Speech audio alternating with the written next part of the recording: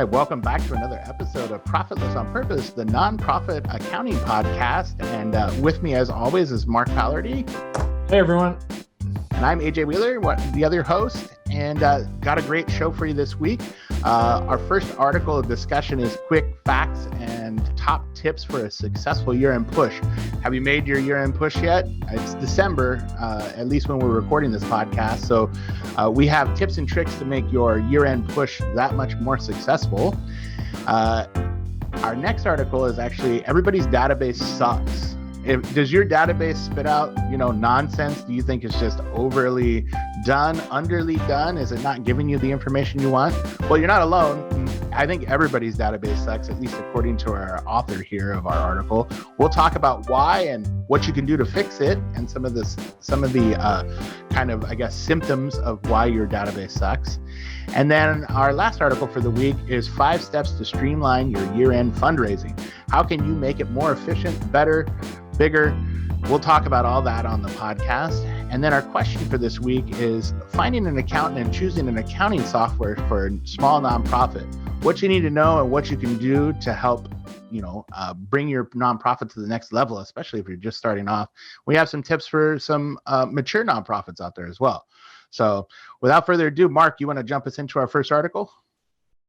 Hey, thanks, AJ. Yeah, our first article comes from Philanthropy Daily, and this one's called Quick Facts and Top Tips for a Successful Year-End Push. Yes, if you haven't figured it out, if you're not watching the video, we are in our year-end shows now. And so we want to kind of give you a little bit of guidance as to some tips, some tricks for balancing out your year-end and, getting there in stride. So this article by James Davenport in Philanthropy Daily talks about some key year-end facts and things to keep in mind when you are planning.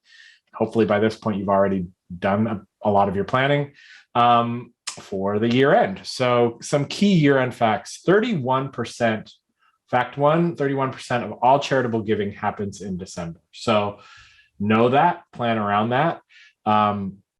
And even a significant portion of that December revenue, 30% of all of that comes in the last 3 days of the month. So this is a time of year where money is coming in more so than any other time of year, obviously for not only the charitable giving push, but also so that people have something for their year-end tax returns. So have awareness of that and plan for that. Fact number 2, December 30th and 31st are more important than Giving Tuesday. And Giving Tuesday is something that's recently, become more and more popular, especially with online social platforms. But still, it's those last 3 days of the year and the latter half of December that you're really pushing towards. And that can be where the money, the money meets the road, or whatever that phrase is. So, basically where the rubber meets the road is what I should have said. Anyway, so you want to just be aware that you're working towards that. Fact number 3, and this one's kind of a clever one. This is a bit of a development hack, if you will. Most nonprofits send their emails at the same time. So when you're getting your nonprofit emails, most of them come between 7 a.m. and noon Central Time. So if you're somebody who, reads emails first thing when you get up, it might not be a bad idea as a nonprofit to schedule those emails to go out earlier, so that when people are reviewing their emails, they see them first thing in the morning, as opposed to in this plethora of other asks, and then yours just gets lost in the shuffle. So maybe send it out a little bit earlier. Sending it out later, they suggest, could work too, but especially if you're sending to work emails, not a lot of people are reading those at night, and they might resent it if they're in their downtime and they're getting a whole bunch of emails asking for things. So some quick tips for a successful year-end: plan in advance. If you're doing it in mid-December, you're probably too late, but it's not too late to start for planning for next December. So make sure you have, you and your development team are planning at least at the beginning of the fourth quarter for what's going to happen in December. Tip 2, it's not about you. And this one I thought was a great tip. So don't talk about solely your needs. Talk about the donor. Get in there, show the donor that they're a part of what you're doing and that they are the hero of your story. invite them to accomplish something, invite them to achieve something, and include them in the picture. Don't just say, we need this because us. So that's an important piece. And finally, say thank you. So kind of goes without saying, but we have heard from donors that once they give, they don't hear back from the organization until the next ask. So when you are sending out your thank yous, make sure you personalize it. Get in detail as to how these people have helped, how your donors have helped, and this also goes in line with making them part of the story. That can carry through to your thank you. So, AJ, you got some thoughts on this article? I do. So I thought the article was good. I think every development department should really read into those kind of tips. And it probably should be the standard operating procedure for a development department to plan their year-end giving push.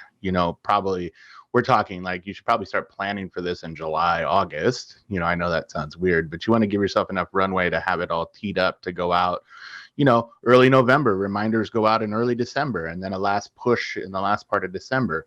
What I will mention, and especially for those nonprofits out there that are calendar year end, is to make sure, much like Mark said, when the rubber hits the road, when the money hits the bank account isn't always when you should recognize that revenue. So I think you should, take a good point. If your year end is 12/30, 12/31, then I think you need to look at those donations that come in the first part of January, especially if somebody writes a check, and make sure that you're recognizing donations in the proper period. Especially if you're audited, they're going to really look at that cutoff point. Mid-year, it doesn't matter too much when that's going in. You're getting into the same fiscal period, unless you have a really eagle-eyed board or CFO that's going to be reviewing cutoff in a really timely manner. But for most donations, I think if you're straddling that year end, make sure it's there. And people may donate, like if they're doing digital donations, you can really easily ascertain when they made the donation, with a timestamp on their credit card transaction, say. But if somebody's sending in like cash, I don't know how many people send in cash anymore, but if you're collecting cash or you're collecting checks, make sure you're looking at the date on those. And a donor may want that for tax purposes to be dated at a certain date. Just make sure, the check is dated for the appropriate year-end cutoff. And, like if you want to go so far as to check a postmark, you can. But usually the check on the date is what's going to matter, because that's the evidence that goes into the bank that's deposited. So I would say, keep a lookout for that kind of stuff. The other thing I would say that I found really helpful in the article, or the tip that I think really stood out to me, was the making it not about you. I think donors want to feel like their money went somewhere. So letting them know how their contribution helps, how they've helped over the last year, and highlighting program, kind of accomplishments, as opposed to just, give us money so we can do our programs, I think is much more effective when you have a connected donor with the projects or the mission of the nonprofit. And we've talked about that on this podcast many times. So I think, connecting your donors with what you're doing and making sure that they know where their dollars are going, and they know what you've accomplished with the money that you've received and the type of impact that you're serving, of the community you're serving, I think hits home a lot better than, just, hey, we're your local nonprofit, please give us money because it's year-end giving, So I think it's a strategy that pays off year-round, not just in December. So I think, those were my real takeaways from the article. And I thought, from an account, I can't help but think about it from an accounting perspective and cutoff. So just make sure you're double checking those, especially if you're a fiscal year end of 12/31. Yeah, and I just want to comment on that as well, AJ, because I think you bring up some great points, some great tips that aren't even in the article. But it is important to realize that, reality has to match what's going on here, right? So if somebody is trying to send you something on January 15th and they want to post date it to the prior year, that's not going to fly. So you actually have to, get something in a timely manner. If, I've worked at places where they actually do take photocopies of the envelopes that they came in for postmarks on checks.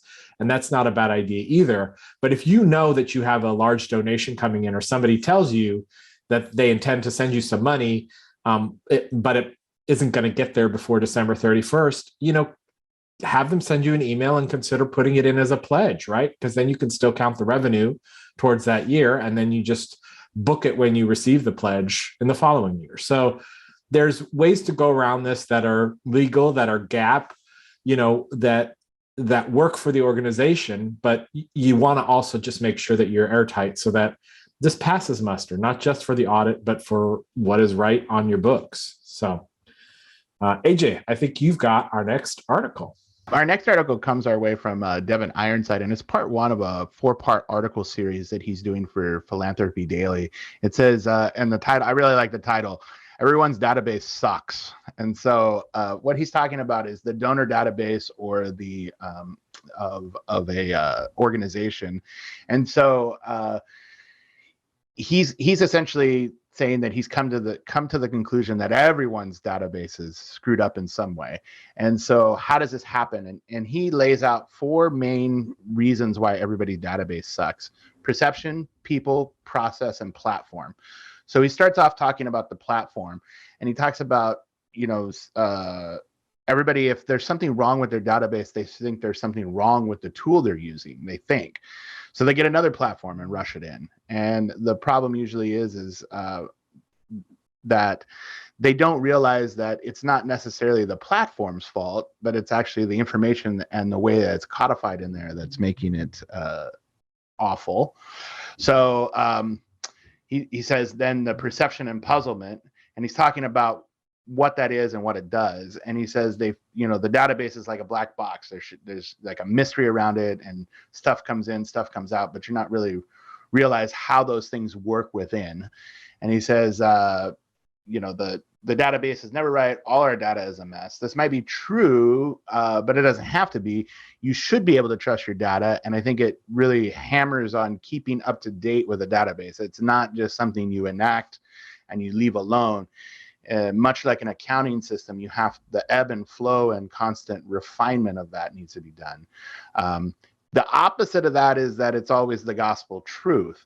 And so, again, he hammers home, it's only as reliable as the data you put in. So, garbage in, garbage out is the old saying. So making sure that the data that's going in is precise and it has been codified.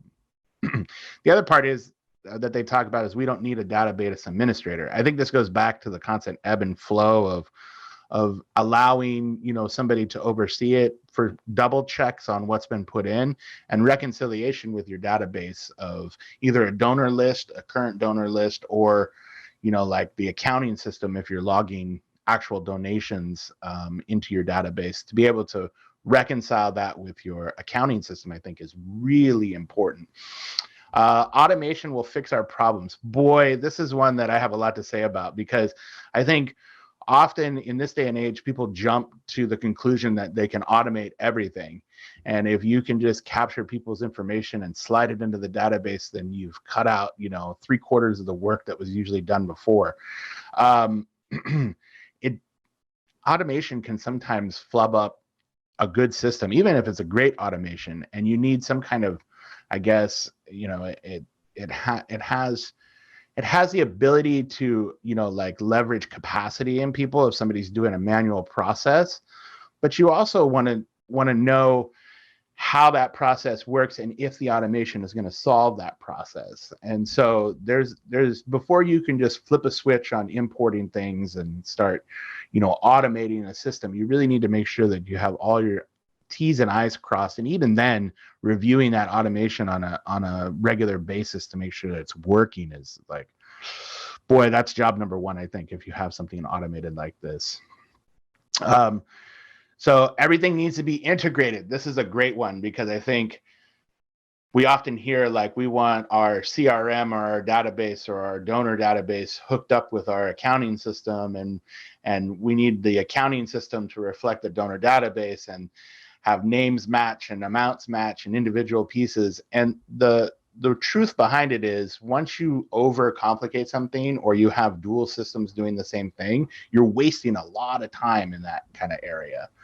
So I think, and we'll continue I think this is a really good series of articles he's going to be putting out because he brings up some really good points. But the takeaway that he kind of leaves it at is that the first step to addressing a database that's not there is identifying these kind of problems and perceptions that you have of what a database does. And I think narrowly defining what the accounting system is going to do for you is just as important as narrowly defining what the database itself is going to do for you. And I think you need to tick those boxes of what you want it to do, and then tick those boxes of what it's currently do, and then merge, see where you can have common ground and start, making it work. But Mark, I'd love to hear your thoughts on this and kind of what your thoughts were on the article itself.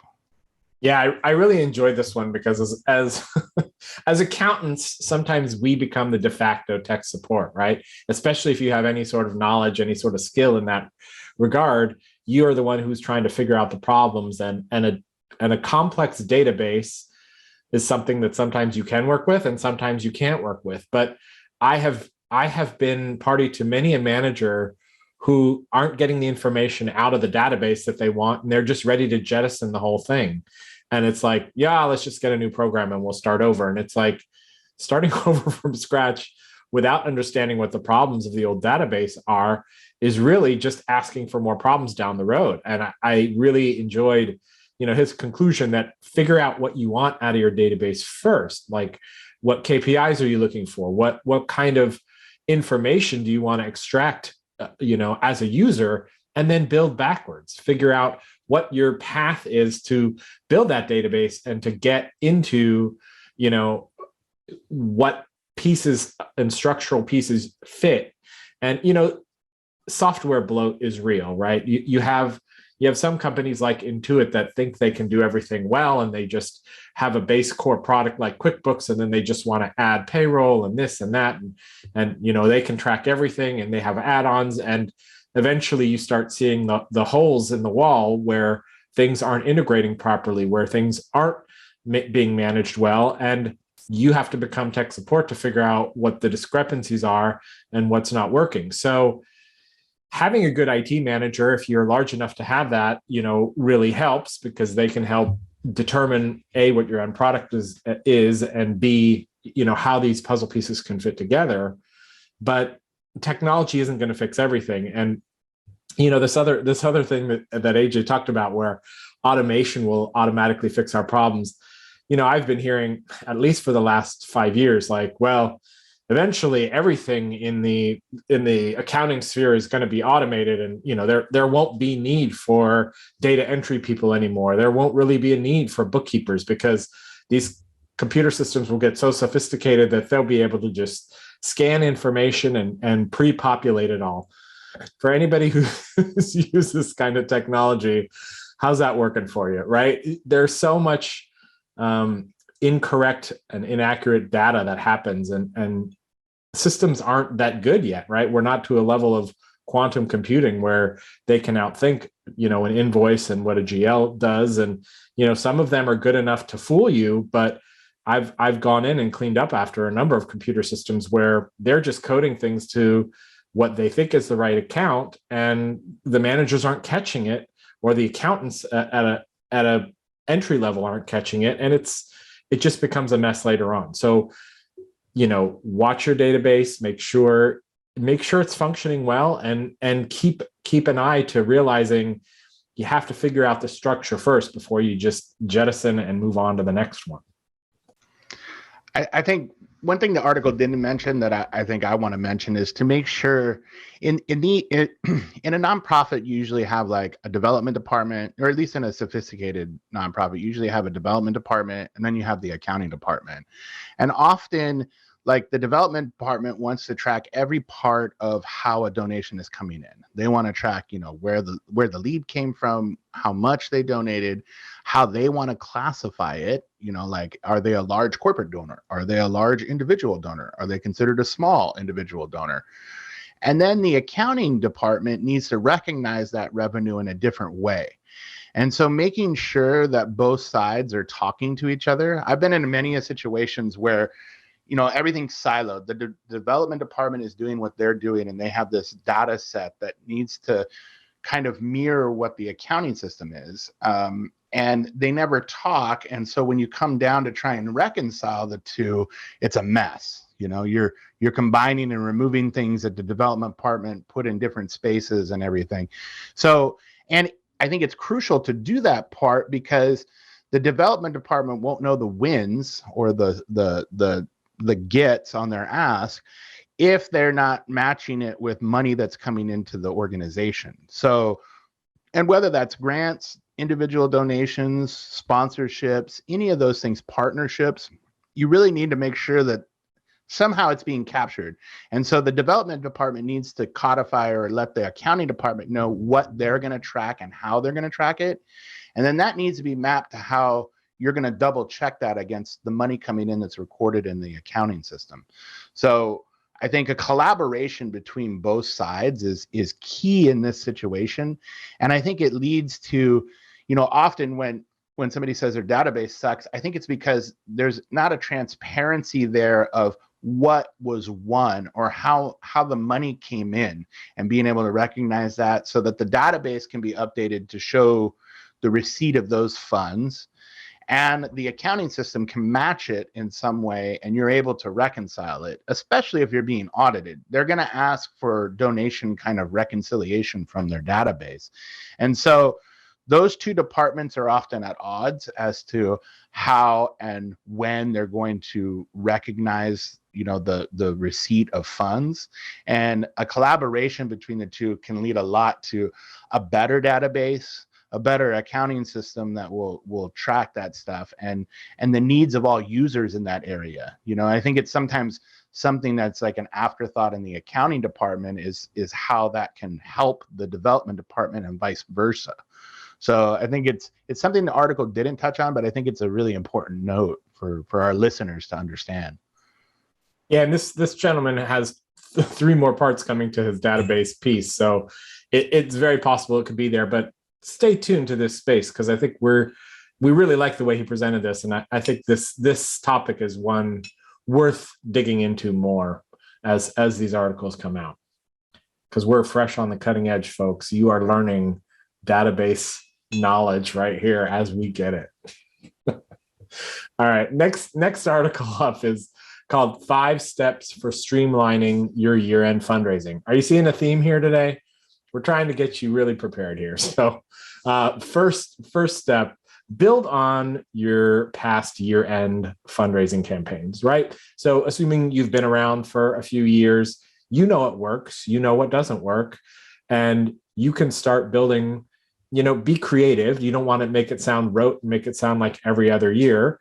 But if it ain't broke, go with what works. Check your metrics and see what kind of impact you're having. Second tip, clean your database and prepare your mailing list. Well, that's a timely tip.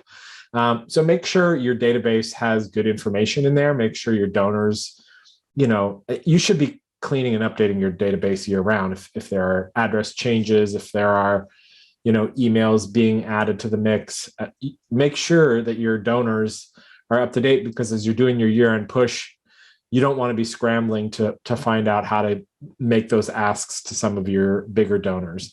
And then figure out sort of pieces in your database that you want out of these donors, right? What are some of the metrics that you're interested in? How often does this donor give?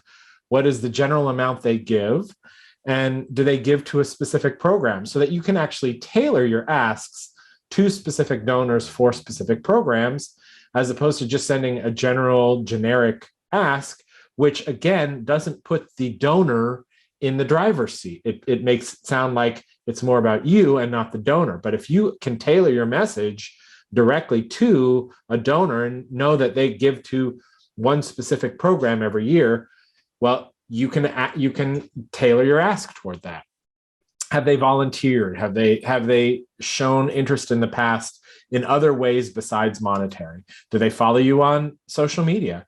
all of these pieces can go into a database, give you a better picture of how interested is this just a donor that wants to remain fairly anonymous and just write you a check every year? That's great too. Those donors are definitely appreciated. But if they want to be more involved, tailor your message to get them more involved, because volunteers, good volunteers, passionate volunteers are sometimes hard to come by. So I think that's a great tip. Write your year-end fundraising appeal and message. So keep it simple, keep it focused on what you've accomplished through the year, and don't make it sound too much like a marketing ploy. You really want to connect with people on an emotional level and take the time to get to know who they are, what their needs are, and appeal to them in a way that's going to bring in the bucks. So connect with your donors who are looking to play a larger role, because they might be able to help you with not only your operations, but they might help you spread the word and give more. I mean, Giving Tuesday is a good example of this, where you can have your people who are very passionate and active on social media, tweet out or post, make a Facebook or Instagram message about your charity that might reach people that they care about and that will respond because they know who this person is. So keep an eye for that. And finally, share your progress.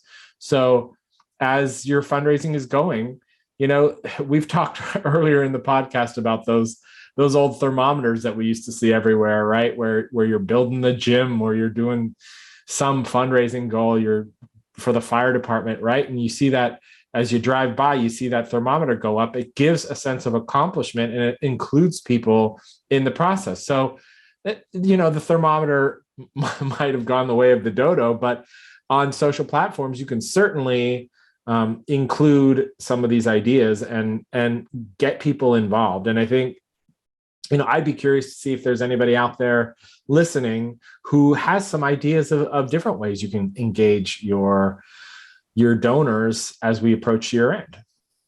AJ, what are some of your thoughts? I think, often we hear this a lot, like Christmas in July or something like that. I think you can really build off of your year-end campaign, especially after year-end. So I think, one thing the article doesn't mention is this can be not a year-round thing, but almost like a quarterly thing. And I think, tailoring that message around the season is really important. But for instance, a food bank, right? Around Thanksgiving and Christmas, food banks get the majority of their donations for the year. And if you're stockpiling those donations in November and December, you can build off that momentum in, say, February and March. And so I think, leaving a tail end to your ask and letting people know that, this isn't the end of the road. We're asking for a year-end donation, but including the year-round support, I think, in your message is really important, because, unfortunately, especially with food drives or even toy drives and stuff like that, it's centered around those, the year-end, November and December months, when I think those services, maybe not so much the toys, but definitely the food and clothing drives need to happen more year-round, and people need to think about it more year-round. So I think making sure that your message links people to your organization's mission and service is much more important than just asking for handouts, I guess, at the end of the year. So crafting that message, I think, is really 9/10 of really what you're doing, making sure that message is clear and concise to people that are sympathetic to what you're doing for the community, and the shareholders in the community, making sure that they know our service doesn't stop at December 31st, and it continues throughout the year. So I really look at this time of year as reinforcing and taking advantage of the generosity that happens in the last 2 months of the calendar year, but making sure that people are on board the entire year, and it's not just nonprofits coming with a handout at this in November and December. So, and that year-end push. But yeah. Yeah, I want to put one caveat on that, AJ, because I think it's really important to know your donor base, and this is a good idea to keep them engaged year round, but find out from your donors if they're interested in that, right? Because we've all given once to a charity. Like, let's say my best friend wanted me to give to a specific charity that doesn't particularly interest me, but I'm giving because my friend asked me to in his name. And so, great, I give to that charity. And then I get a letter in the mail every month for the next 5 years asking me for more money. And, and then you just start to resent that charity. It's like, figure out what your donors want. If they're not responding, you need to be aware of that too. And if you can reach out and find out why, great. And then remove them from your donor base or figure out what they do need in order to give. But if your asks become too many, they start to just blur together and people will just ignore them. And you might see people who are regularly giving once a year just completely turned off by the whole process. So just have awareness. I think keeping a giving campaign year round is great, but just make sure that your donors have the appetite for it. And also might mention that donations don't always come in the form of monetary or physical goods. This is a great time of year to have volunteers. And, like with vacations and that kind of thing coming up, to have your volunteer base activated and ready to go for the coming year. Often people that don't have monetary ability to give can give time and services to a nonprofit. So making sure that you're acknowledging those kind of volunteers as well. I mean, a lot of those social programs and nonprofits, they rely on the generosity of people's time. And so making sure that you're not just solely focused on the monetary gifts that are coming in, but also those goods and services that are donated, especially volunteer time, I think is crucial during this time of year. And in your year-end ask or even a year-end wrap-up, I think giving appreciation to volunteers that have helped over the year goes a long way in showing that the organization is thankful and receives not just monetary funds, but also goods, services, and volunteer hours is super important to acknowledge. And I've seen it in the past, much like Mark getting the letter every month asking to donate money.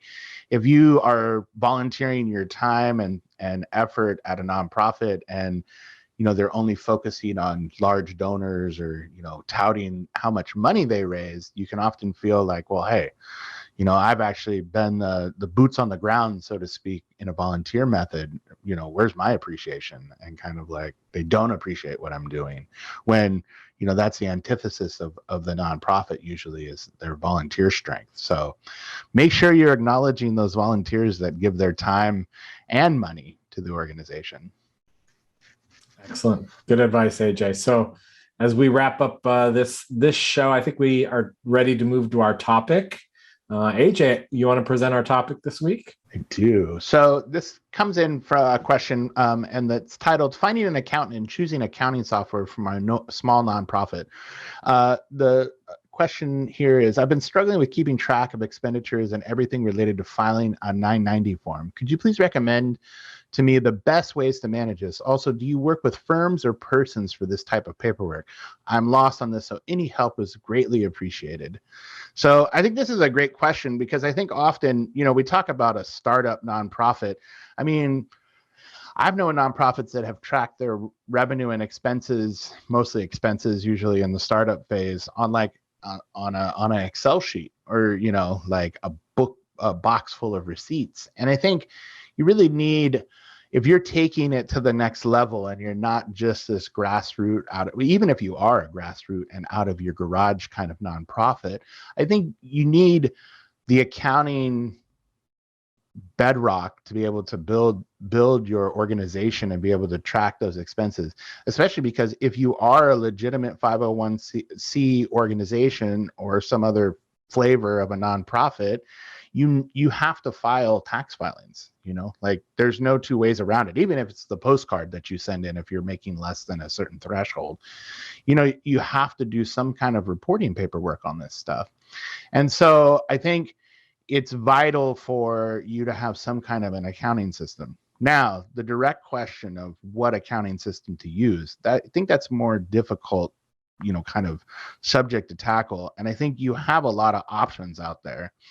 If you have a 501c designation, there's TechSoup that you can look to, and they have very, like low priced options for nonprofits, mainly QuickBooks Online or a QuickBooks Desktop that's like / really below what MSRP is or what you can find it on, Intuit's website. I think that's a good option for people. There are free accounting open source softwares that are available to nonprofits. Like the only name that comes to mind is like a FreshBooks or something like that. That's free. I haven't used any of those, so I don't know how robust they are or how well they do. But I can tell you, even the most simplistic kind of accounting software will probably cut time and effort away from tracking it on like a spreadsheet or, piling up a mass mound of bank statements and going through those at year end. So I would suggest like you look into some kind of an accounting software. I mean, we recommend, a true paid for service, but I can understand if a nonprofit is starting and maybe not having it. And the second part to that question is, like, who is there firms that do this? Well, as a matter of fact, there is, and we work with one that does this kind of work for somebody. But there's also like full service bookkeepers out there that can do this, and they cost. But Mark, I rambled on long enough here. I'm probably missing something here that you waiting to tell our listeners about. So yeah, and I think this is a very important question, and it sounds like this is somebody who's just starting up.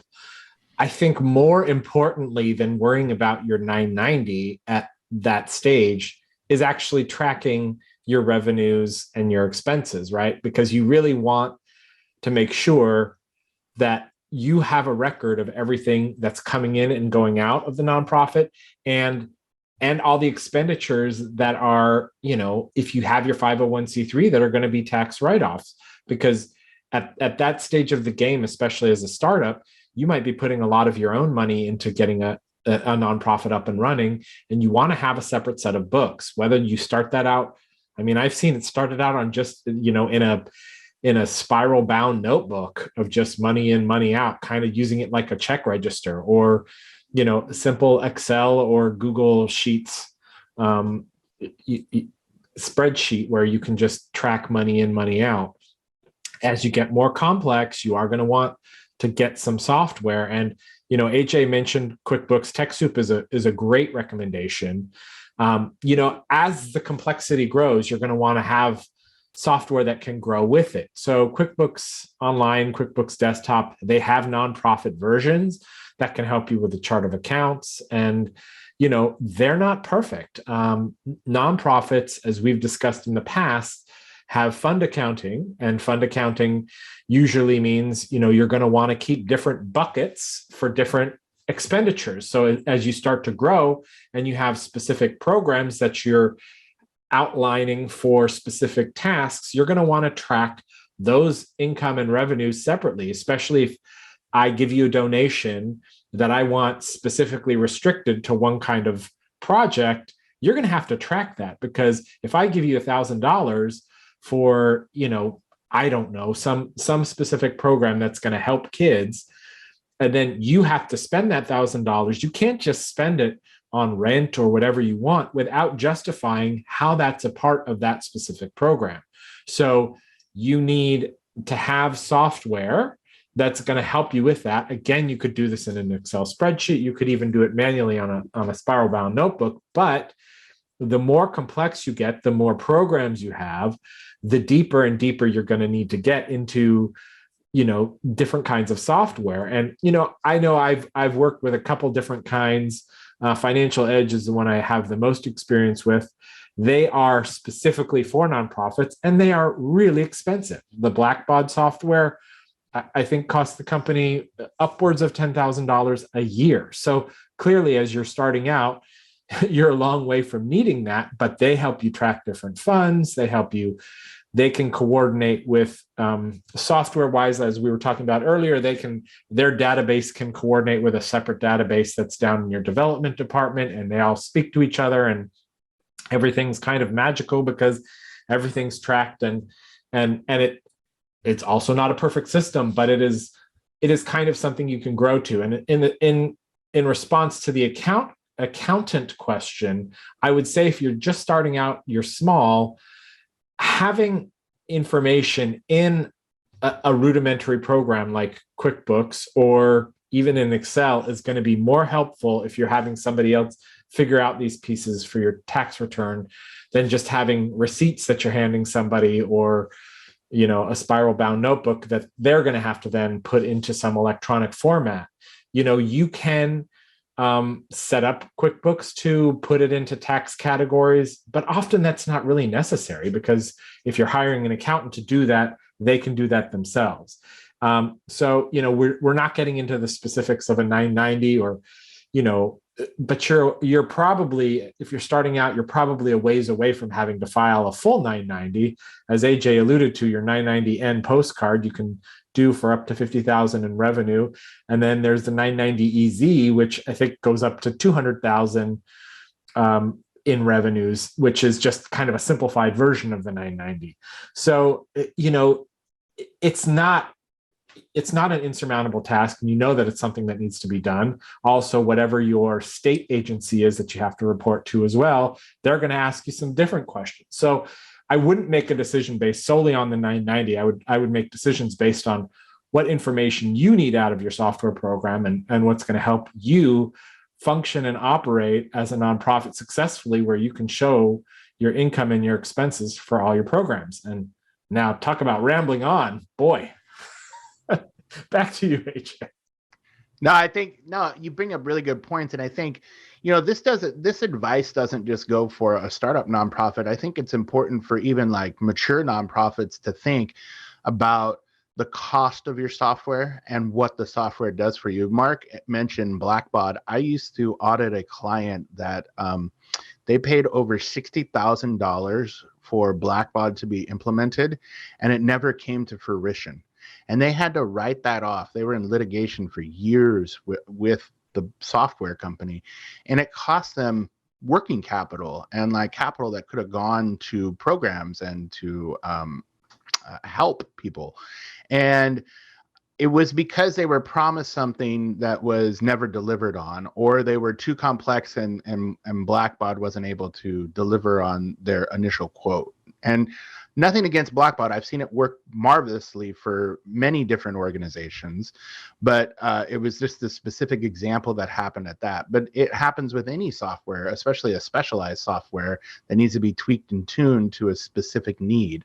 And I think, taking a look, throwing money at a problem doesn't always solve it. So I think often, and we talked earlier about on this podcast, of defining what you want the system to do and how it should work, and walking through that, like in the current system, and then how that's going to translate to a new system is really important. And that's true if you're moving from, a shoebox of receipts to an Excel sheet. Or if you're moving from an Excel sheet to QuickBooks, or if you're trying to make that move from like QuickBooks or some other accounting system to a better version, right? That's integrated with the rest of your departments. I think it's really important to clearly define what you want it to do and what the capabilities of that software is, and not just relying on somebody that's the salesman or implementation manager to tell you, like that's all going to work seamlessly, because the onus is on the organization to really understand what they needed to do. And it sounds like from the question that was posed here, it's very basic. So I think, the appropriate approach is that Excel sheet or that QuickBooks. And often if you're a nonprofit, you might be able to hire somebody to make that model for you and show you how to work it, in an Excel version of tracking incoming and outgoing dollars. And then, have at it. And it could be a very inexpensive kind of tool you can use. The same thing rings true with QuickBooks. It's not that expensive.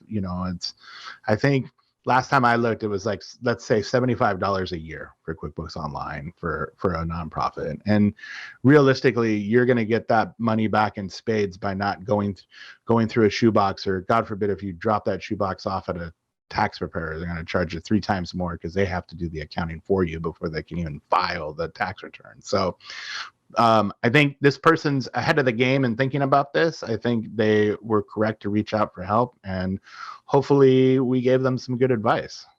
And hopefully you all enjoyed our advice out there today. I think that wraps up another episode of the Profitless on Purpose podcast. We super appreciate you being here. Of course, you can always reach out to us in comments in the YouTube or on Twitter at ProfitlessPod. On behalf of AJ and myself, we certainly welcome you to come back another week. We're just going to keep coming with your nonprofit news and nonprofit topics. Have a good one, everyone. Happy holidays, everybody.